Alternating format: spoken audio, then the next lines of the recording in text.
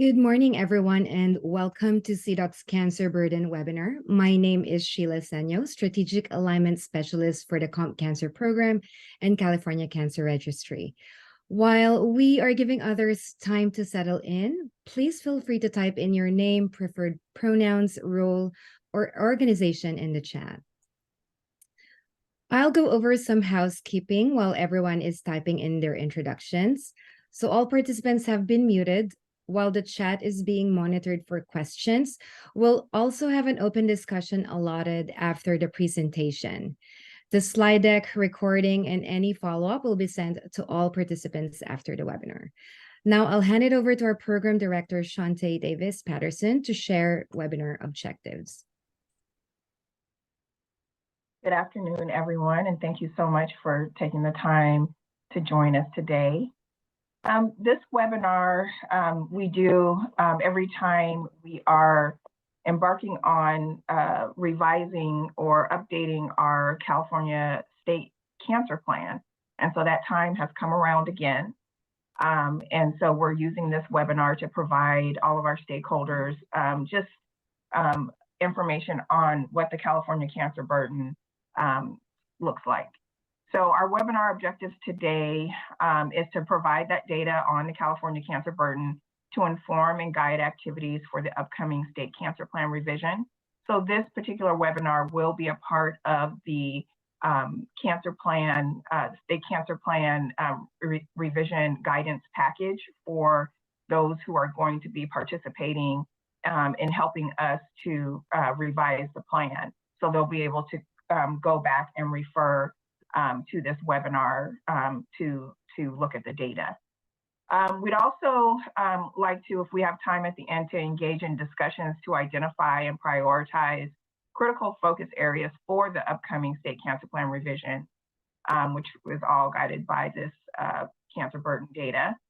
And also to identify recommendations through data-driven discussions to shape strategies in the upcoming State Cancer Plan revision. And then we also would like to encourage participation in our CDOC Cancer Plan Revision Survey that will be coming out soon. So we can gather your insights for priority areas, preferences for the cancer plan layout, et cetera, for the upcoming State Cancer Plan revision. And again, we'll share those in subsequent communications. So for the current cancer plan, our current state cancer plan is the 2021-2025 cancer plan. And we just received data, updated data for all of our measurable objectives that are included in the cancer plan. So what we're going to do is we're going to conduct a separate webinar to provide a progress summary on where the progress is being made for all of those measurable objectives. Right now, the actual document that we have is going through the California Department of Public Health approval process. So that will be shared along with the survey once that document is approved, and it will be posted on our website as well. Yeah. Just know that we'll be sharing this information on the progress for the current objective soon. Thank you, Shante. Today's presenter, Dr. Fran McGuire, is an epidemiologist with the CalCares program within the UC Davis Comprehensive Cancer Centers, which partners with the Central California Cancer Registry. With the CalCares team, she conducts cancer research and surveillance using cancer registry data and prepares reports to inform stakeholders and the public about cancer trends in California. In collaboration with cancer center researchers, she helps to design and lead research studies on a variety of cancer-related topics. She has a particular interest in disparities in cancer treatment and outcomes by demographic and socioeconomic factors. Fran has a PhD in epidemiology and a Master of Public Health from UC Davis. Please welcome Dr. Fran McGuire.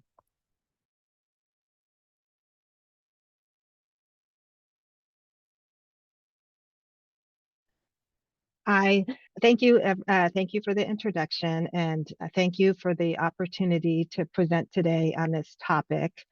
Um, I presented on this topic 5 years ago, and I'm happy to be back giving an update. So let's see, are you going to do the slides? Okay, never mind. Okay, so today I'm going to talk about the burden of cancer in California, and I'm going to follow this outline: incidence and mortality, health equity, primary prevention, early detection and screening, and survivorship. So first, just a note on the methods. I used California Cancer Registry data for everything that I'm presenting today, and the registry right now is complete for 2020. However, 2020 was the start of the pandemic, and we did see there has been a decrease in incident cases for 2020. Across all cancer sites, there was a 9.2% decrease. The figure on the right, just to illustrate this, shows a comparison from 2019 to 2020 and the percent change in cases by month of for those 2 years for screen detectable cancers. So you can see in March, there started to be a drop in cases, 14%. April was 50% down, May 40%, and then decreases in subsequent months. But overall, there was approximately 12.9% decrease for screen detectable cancers. So this was seen in California, but it also has been seen across the country. And because of this, SEER does not recommend using 2020 data for trends. So for this presentation, I'm mostly going to show 2019 or earlier diagnoses. And I put a link there to the report that this came from. Let's see. I'm trying to advance. Okay, yeah. So my colleagues put together this report, and if you want to learn more on this topic on the impact of COVID, please visit the website to see it. Okay, so incidence and mortality. This is a map showing the age-adjusted incidence rates for all cancer sites combined for 2017 to 19. And the dark blue represents the lowest incidence rates, and the dark red, the highest incidence rates. So let's see, next slide. So you can see, and the highest incidence rates, you could see a lot were clustered around northern part of the state. Next slide. For this shows the mortality rates, again, for all cancer sites combined for 2017 to 19. And again, next slide, it shows that you see a lot of high mortality rates in the northern part of the state. And the next slide shows a side-by-side comparison of incidence and mortality. And you can see that some of the counties have high incidence and mortality rates. And those include Humboldt, Shasta, Tehama, Glenn, Butte, Lake, Yuba, and Amador.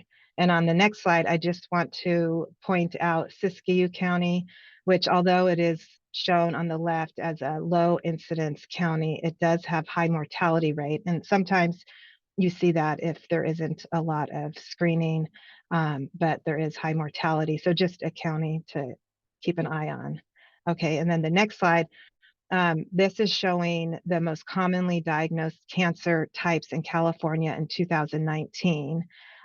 So breast was the most common, followed by prostate, lung, colorectal, and melanoma.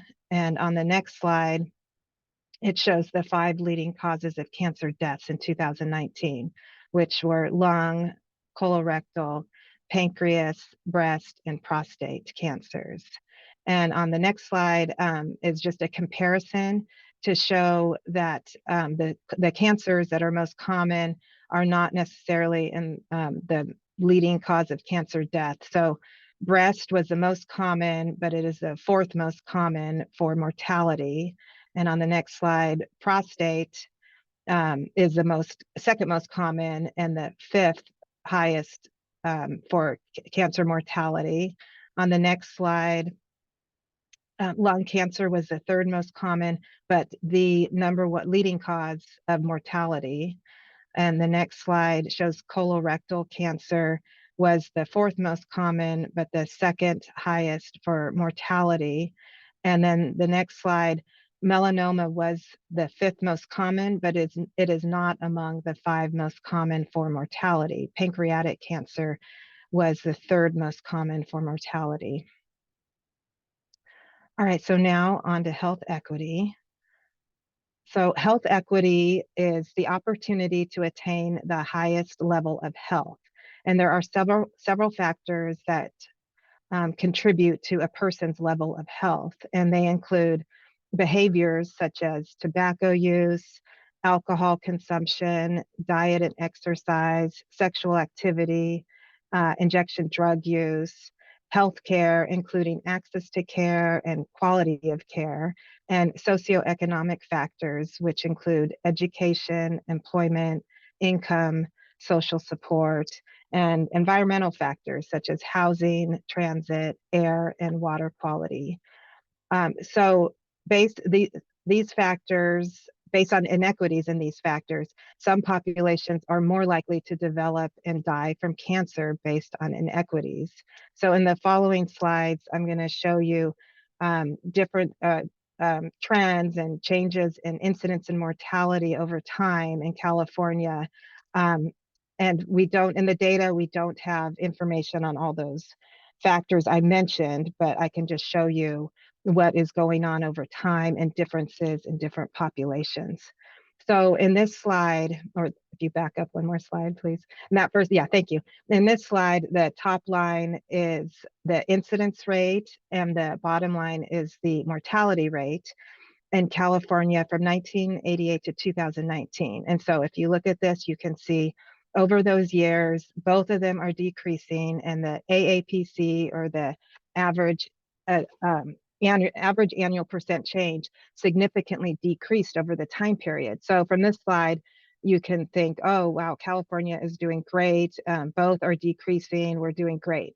But then on to the next slide, if you look at it by race ethnicity, you can see that there are differences. So for race ethnicity, on the next slide, you can see that for the African American Black population, there was a significant decrease over time in incidence rate. For some of the other racial ethnic groups, there were pretty flat, no changes.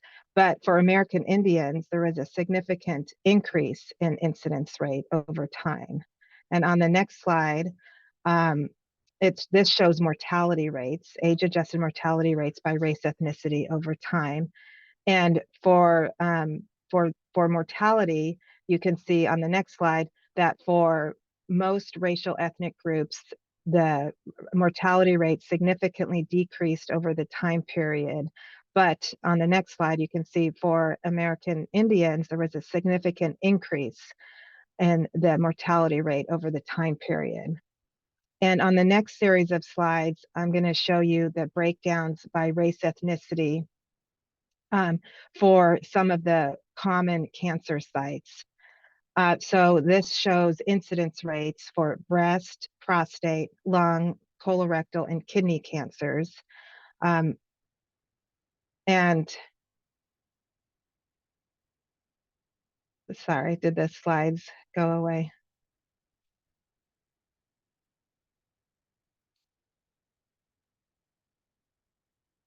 Yeah, we can't see them anymore. Okay. Do you want me to share them, Sheila? Yes, please, Fran. Okay. While Joyce is trying to.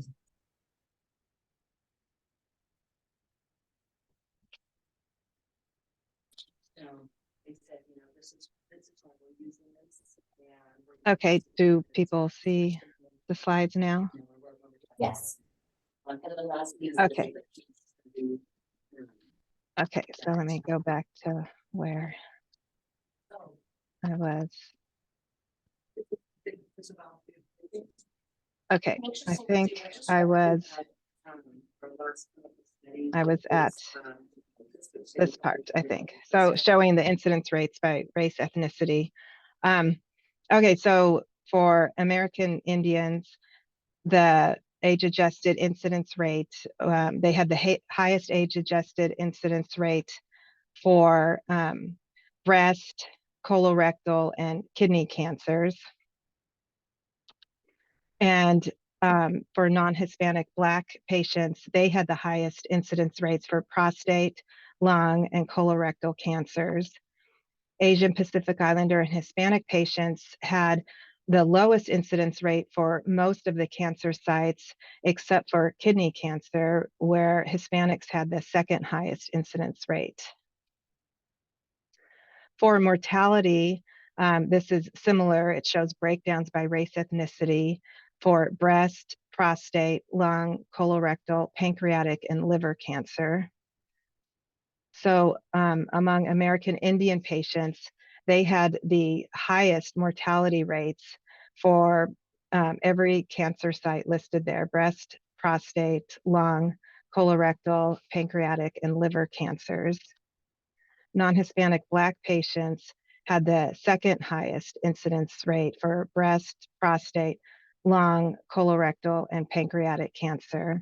And for Hispanic and Asian Pacific Islander patients, they again had among the lowest mortality rates for all the cancer sites except for liver cancer, where Hispanics had the second highest and Asian Pacific Islanders the third highest mortality rate.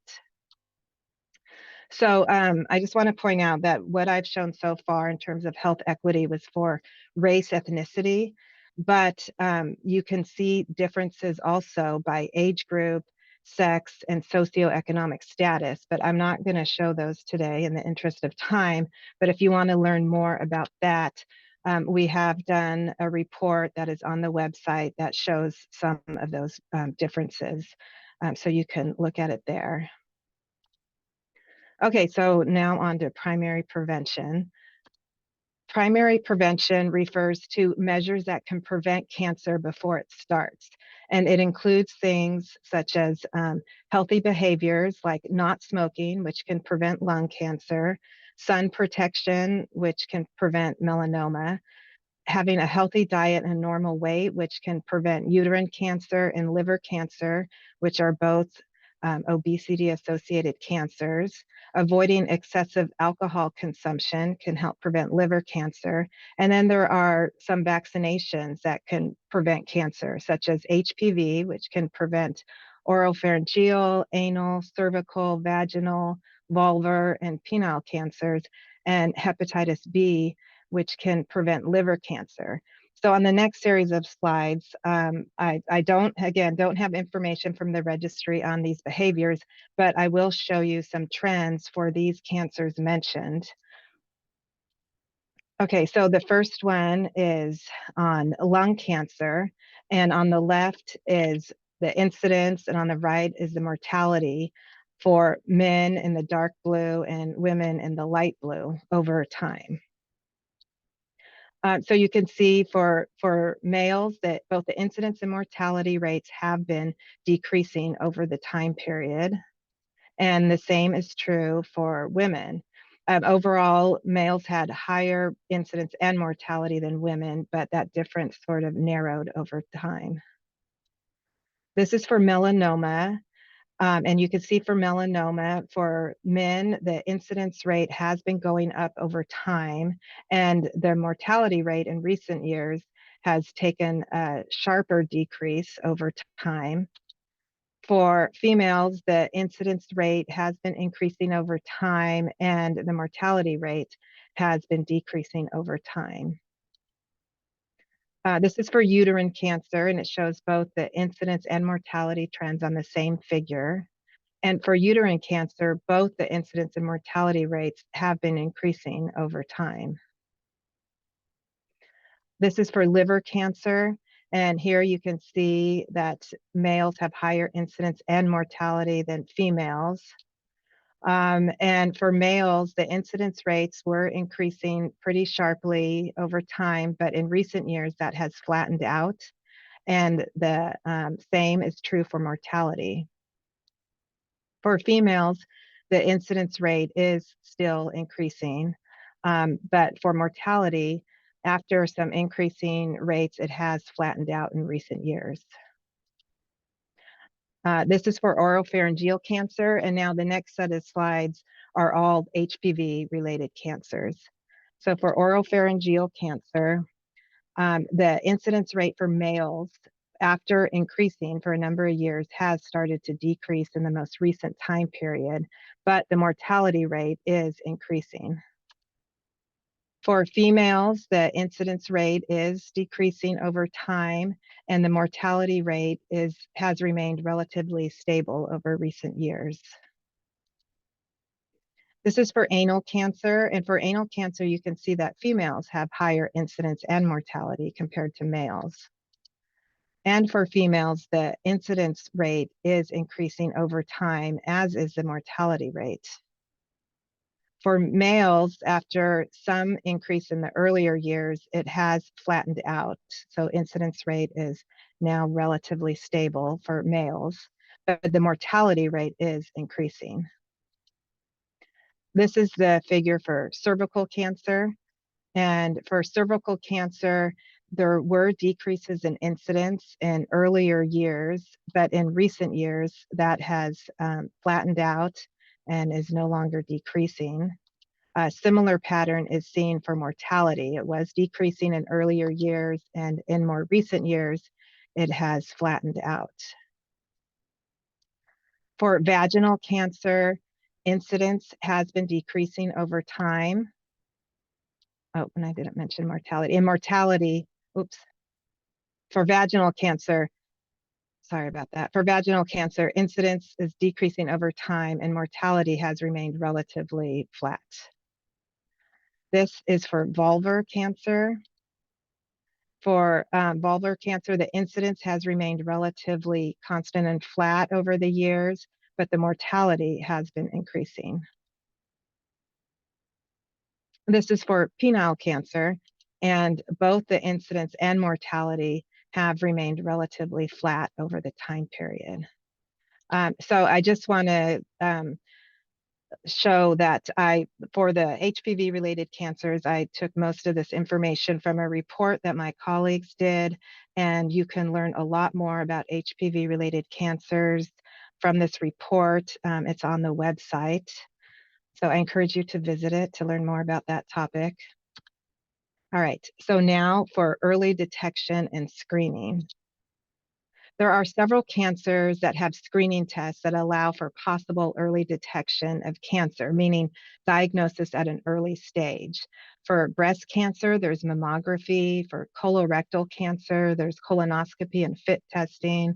For cervical cancer, there is PAP and HPV testing. For prostate cancer, there is PSA testing. For lung cancer, there's low-dose CT screening, and for melanoma, there's visual inspection. So the next series of slides, I'm going to share some stuff that we have done in my team to examine late-stage diagnoses, meaning regional and remote diagnosis by geographic region for the screen-detectable cancers. So to assess that in California, we did a series of heat maps. And so first I'm going to orient you to what you're looking at here. They're meant to be very visual. The dark green represents the lowest percentage of late stage diagnoses, and the red represents higher percentages of late stage diagnoses. So it's supposed to be a way to visualize what has happened over time, and what you would like to see is a lot of green or movement to green and darker shades of green, and not a lot of red or movement to red. On the left of each of the figures I'll show you are the regions in California. And so this is basically a map of the state, and it is displayed by the highest population region down to the lowest population region. And then just to walk you through it so you can visualize it better, it goes from Los Angeles orange, and these are the counties in Los Angeles orange, then Bay Area, Inland Empire, Central Valley, San Diego Imperial, Sacramento region, Northern California, Central Coast, High Sierra, and then the bottom row is always the entire state. And then on the far left are arrows up or down, indicating if the trend over time of late stage diagnosis increased or decreased. And an asterisk means it was statistically significant, the increase or decrease. And then the columns represent years going from 2000 to 2018. Okay, so now I'll get started showing the results. So first, for female breast cancer overall in the state, you can see that there was, for all the years, it decreased the percent late stage. But in recent years, the most recent trend, it was pretty stable. And then I wanted to point out for breast cancer that Alameda and Nevada have significantly decreasing trends. Oh, wait, I'm behind. Okay, sorry. So Los Angeles, orange, had a significantly decreasing trend for region in the state. And then Bay Area and Sacramento, I'm highlighting here because they have pretty low percentages. You can see a lot of green there in recent years. So they are doing pretty well. These regions I'm highlighting, Inland Empire, Central Valley, and Imperial, have a lot of red, meaning they have a lot of late stage diagnoses. This is for colorectal cancer. So on the bottom, representing the whole state, in the earlier years, up until about 2008, there was a decrease in late stage diagnoses. You can see a movement towards green, but in the most recent time period, that has changed to an increase. And you can see an increase of late stage disease, more red. And this was evident in every region of the state except for the Central Coast. They did not have a significantly increasing trend, although they do have a lot of red there, a lot of high percentage of late stage diagnoses. Sacramento, I'm pointing out again because it's our region. You can see a lot of red there, so a pretty high percentage of late stage diagnoses. And then these I'm pointing out because over the entire time period, you can see a lot of red, so a lot of late stage diagnoses.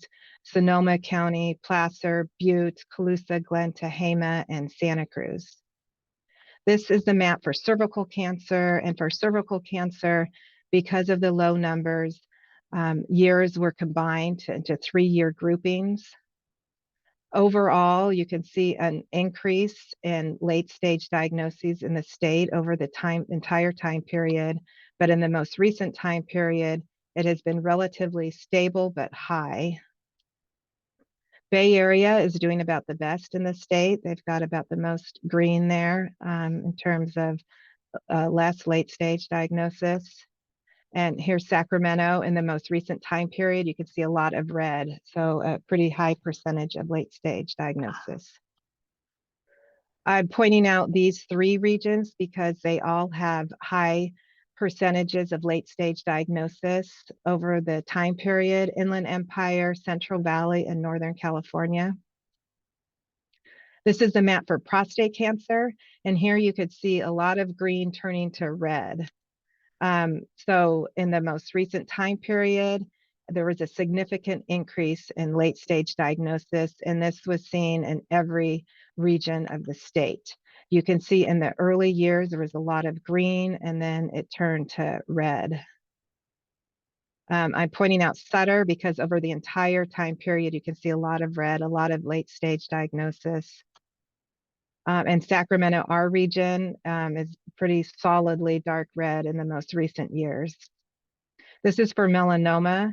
For melanoma, in the earlier time period, there was an increase in late stage, but in the most recent time period, that has turned to a decrease in late stage diagnosis. I'm highlighting Bay Area and Central Coast here because they're doing pretty well. There's a lot of green. And then Sacramento, our region, also a lot of green, but not quite as good as those other areas. And these I'm highlighting Los Angeles, Orange, and Inland Empire because although they have a significantly decreasing trend, they're still pretty high. You still see a lot of red there. This is the map for lung cancer. For lung cancer, you could see a lot of movement to green. There was a significant decrease in every region of the state except for the High Sierra region. I'm highlighting these two regions here, counties Merced and Siskiyou Trinity, because they had a significantly increasing trend of late stage diagnosis. And then highlighting again Siskiyou Trinity because over the entire time period, they were almost consistently solid red. And here's Sacramento region in the darkest green shade in the most recent years. Okay, so now to my final point is on survivorship. Cancer prevalence means the existing cases in a population at a defined point in time. So on January 1, 2020, there were an estimated 1,577,142 people living with cancer in the state. And so for all these people who have had a diagnosis sometime in their past, survivorship care is important. And there is a growing body of evidence that late effects can happen as a consequence of treatment, and that there are things to look out for, and these people need special care. Here I'm just showing some of the articles that have been written on this topic. The first one is one that I collaborated on with my colleagues at the Cancer Center on late effects in survivors of adolescent and young adults with leukemia. The next one talks about childhood cancer survivors and navigating late effects. Here are a couple more on survivors of gynecologic cancers and managing late effects. Another one on late effects of childhood cancer and its treatment. And then finally, this is a recent one published in The Lancet that talks about management of common clinical problems experienced by survivors of cancer. So in conclusion, incidence and mortality were particularly high in northern parts of the state. Most common cancers were breast, prostate, lung, colorectal, and melanoma. Overall incidence and mortality has been decreasing in the state, but not for all groups. Incidence and mortality was increasing for American Indians, and American Indian and non-Hispanic Black patients had the highest incidence and mortality for certain cancers. For some of the cancers that have primary prevention measures, like melanoma, there was increasing incidence. For liver cancer, there was increasing incidence among women. And for uterine cancer, there was increasing incidence and mortality. Among the HPV-associated cancers, there were decreasing or stable incidence rates, except for anal cancer, where incidence was increasing among women. And for oropharyngeal, anal, vulvar cancers, there was increasing mortality. For screen detectable cancers, late stage diagnoses significantly increased for colorectal and prostate cancers and significantly decreased for melanoma and lung cancers. And there were regional and county differences. And finally, survivorship care is important. Before I finish, I just wanted to again point out that some of the reports I highlighted here are available on the UC Davis Comprehensive Cancer Center website. So if you go there under Community and Office of Population Health, you'll see CalCare's publications, and you can see the reports, some of which I highlighted here. And finally, I want to acknowledge my colleagues. We worked together to produce these reports, some of which I showed you, and others that can be found on the website on various topics associated or related to cancer. So finally, I want to thank you for your attention, and here's my contact information, and I'm happy to take any questions. Thank you so much, Fran, for the comprehensive data and a very informative presentation. We'll now open the floor for some questions or comments. Feel free to use the hand raise option. Go off mute, or you may also type in your questions on the chat.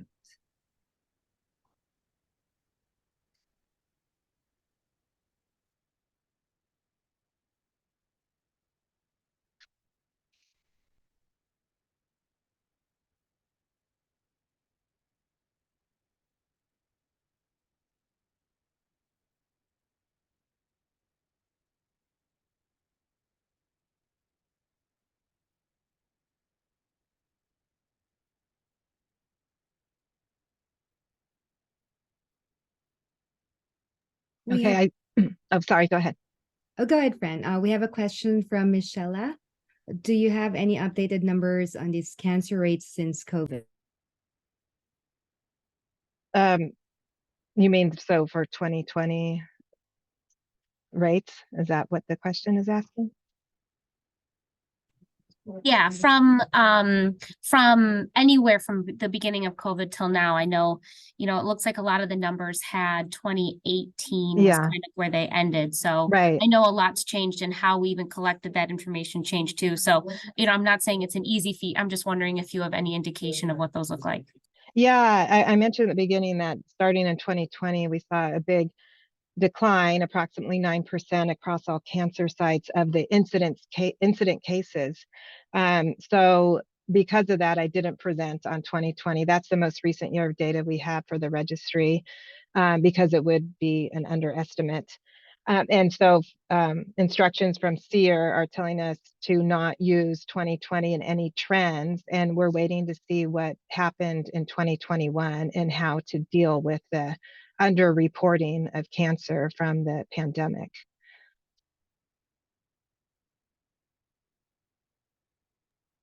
Karen is wondering if you can explain some of the rising death rates associated with some of the cancers. Yeah, unfortunately, I don't have the why we see some of this, just that we see it. So, I don't know. I think some of the ones I pointed out were some of the HPV associated ones. So, yeah, I can't really explain it. I don't know if it's has to do with poor uptake of the vaccine and still seeing a lot of HPV associated cancers, and or treatment delays. That's a whole other topic that I didn't include in this presentation, but is another interesting topic of how long it takes people to get treatment and that kind of thing. But I'm sorry, I don't have a good answer for the why. Thank you, Fran. Another question, prostate cancer incidence and mortality increasing, is that correct? But PSA test use is decreasing from what oncologists I work with tell me. Could say the last part again, the PSA, or what was the last part of that? But PSA test use decreasing from what oncologists that the doctor is working with tells him. Yeah, and I think you're referring to like the heat maps that I showed, that prostate cancer, it's the late stage diagnosis. We saw pretty dramatic increases. However, we have not, I didn't show this, but we have not seen increases in mortality for prostate cancer. So there have been studies on this topic that there people have noticed increases in late stage diagnosis, but not mortality. So I'm not exactly sure why. PSA testing has been discouraged. For a while it was encouraged, and now it is not as well recommended widely. But again, I don't really have a why this is happening answer. The next question, how can we access the heat maps? Did the lung cancer heat map differentiate people who qualify LDCT or not, since lung cancer in young non-smokers is on the rise? Yeah, that's a good question. So that heat map report is on the website, so you can look at it there. No, it did not differentiate that, it just includes everybody in that report and didn't differentiate that. And yes, that is very interesting how it's on the rise like that. And the low dose CT screening I have heard hasn't been hasn't been a big uptake in that. It's underutilized. And from what I show, there is a big decrease in late stage. However, if you notice the scale of the percentages, it's still pretty high. The late stage diagnosis is still pretty high. So even though we're seeing a decrease and it's looking good, there's still more work to be done on lung cancer, and there's still a lot of late stage diagnosis.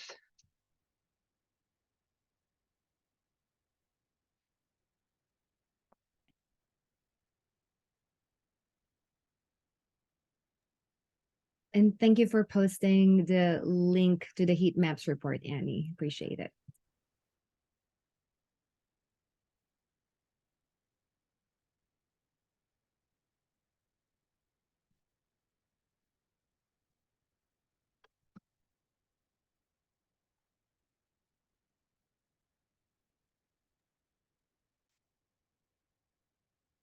Do we have any more questions?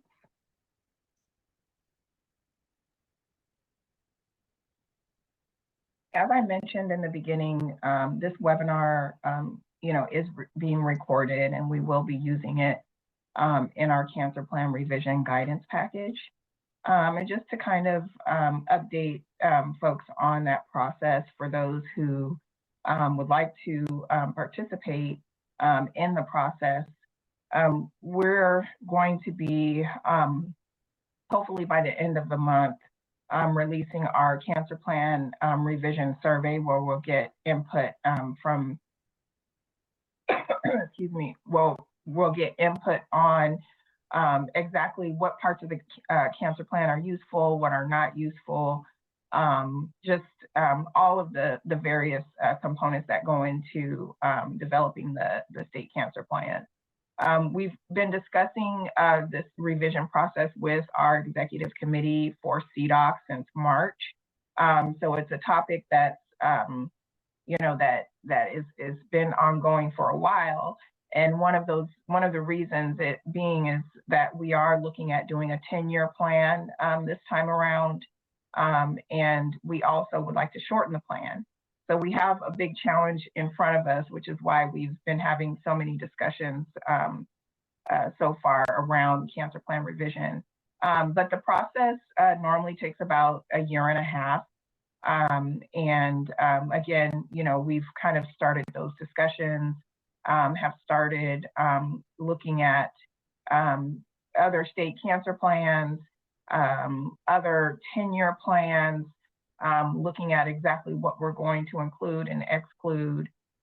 So again, you'll be able to give feedback on that soon once we get that survey out. And we do hope that that you will help at least fill the survey out.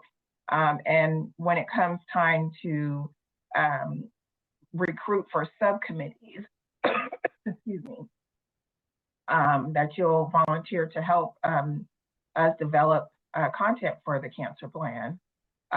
However, that process won't happen until we have our topics confirmed, obviously, to know which subcommittees that will be meeting in developing that content.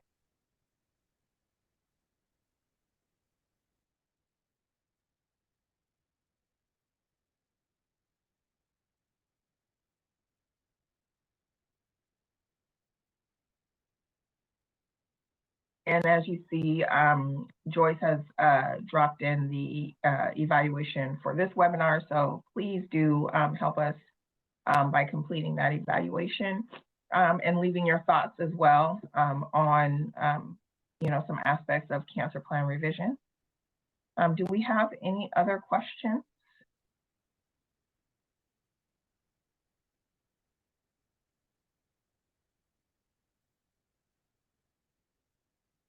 Shantae, can you hear me? This is Mark. Yes, we can hear you. Great. I had a question about being able to look at some of those parameters around like late stage, particularly at different cuts in county. And just wanted to see if, for instance, if we could look at MSSA, we could look at even school district. Are there, Fran, are there ways to break that down by other geographic units? Yeah, it could, when you're talking about rates, sometimes it's hard to, because you don't have the denominator for that. But if you're talking about something like I showed, which was the percentage late stage, which is a proportion of the whole, yeah, we there's no reason why we couldn't do something other than county. We could do MSSA or school district even, as long as we could define that in terms of, our numerator. Yeah, I don't see why we couldn't. Okay, thanks. I'm not asking it to be done. Yeah, It would be something it's another part of the department that may have some interest in this. okay, yeah, So no requests right now. I want to be very okay. clear. I know you guys are very, very busy and doing great work. So, but Thank you. thank you. Yeah, thank you And for the thanks for the question. presentation. I really loved your graphics. Oh, thank you very much. Very good. Very good. Thanks. Sure.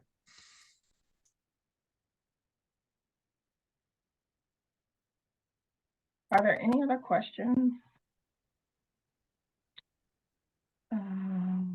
Oh, you've answered that one. So I want to ask, just sort of given the information here that you all see, and hoping that most people are familiar with our state cancer plan. Just wondering if anyone has any insights or just looking at the information shared, what do you think, in terms of the different topic areas or the primary focus of the new iteration of the cancer plan should be, if there are any thoughts anyone has off the top of their head?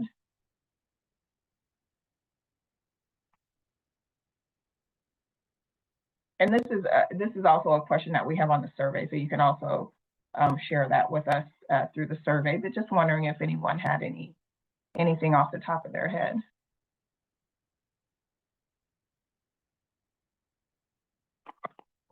And just for some context as well, we do follow the CDC's priorities for the National Comprehensive Cancer Control Program. So we do normally organize the plan by primary prevention, early detection and screening, and survivorship. We also incorporate, reducing cancer-related health disparities, health equity.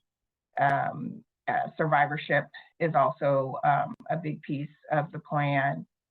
Those things, will remain, but it just, in terms of what will fall under those, in terms of what will be pulled out for us to develop measurable objectives may change. So for example, under our primary prevention chapter for this iteration, we cover tobacco, HPV vaccination, healthy eating and exercise, for example. And so, but in previous iterations, we had environmental in the plan, for example. So.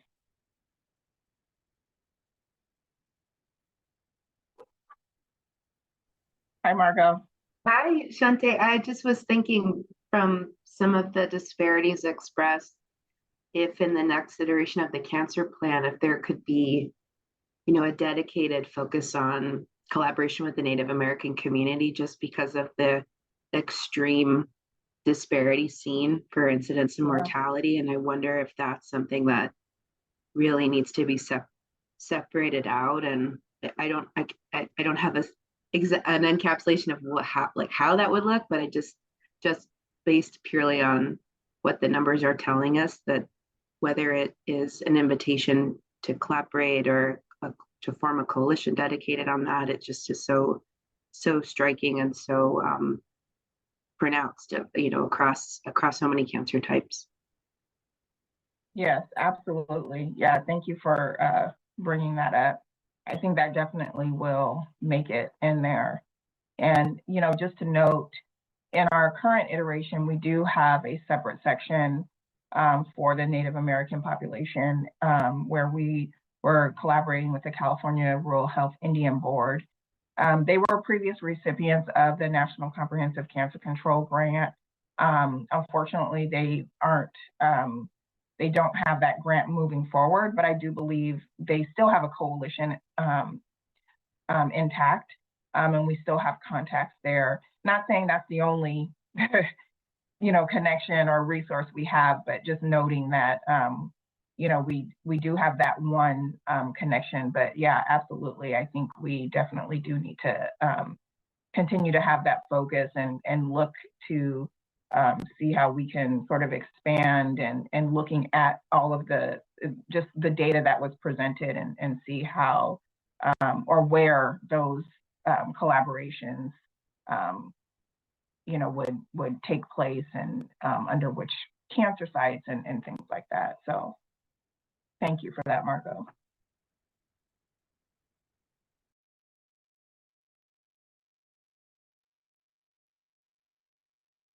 Any other thoughts or questions before we close out?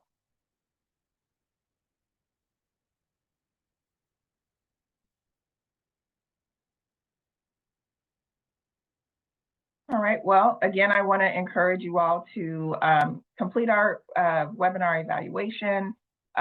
If you are not on our CDOC listserv, please do visit our website. Joyce, if you can drop our website in the chat, sign up on the website. You'll get signed up to get our newsletters and all the information that will keep you abreast of what's happening with cancer plan revision and all of the other things that our coalition engages in. So please do keep in touch with us that way, or on our website there's also an email. You can also send us any questions to get in contact with us. So,